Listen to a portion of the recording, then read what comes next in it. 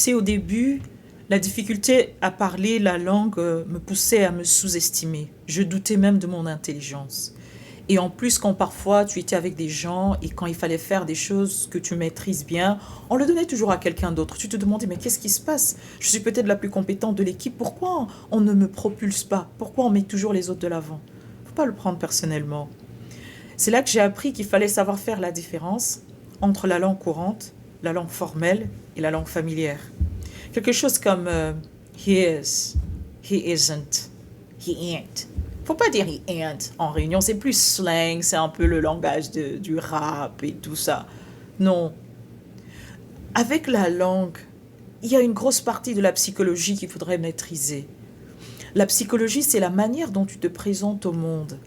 Ok? Et la manière dont tu te présentes varie en fonction des contextes. Dans un contexte formel, il faut parler le langage formel. Apprends l'anglais formel. Si tu veux, dans tes exercices, te déployer dans un milieu formel. Faut pas aller dire he ain't coming. Non, tu peux dire he isn't, he is not. Dans certains contextes, les contractions ne sont pas tolérées. Donc il faut apprendre cela. Ailleurs, peut-être tu travailles dans un contexte familier, peut-être avec, je ne sais pas si tu es assistante sociale, tu travailles peut-être avec des personnes d'une certaine catégorie sociale et qui ont un certain langage plus familier. Alors oui, c'est là que tu vas dire ain't coming, ain't working. Maintenant, si tu veux être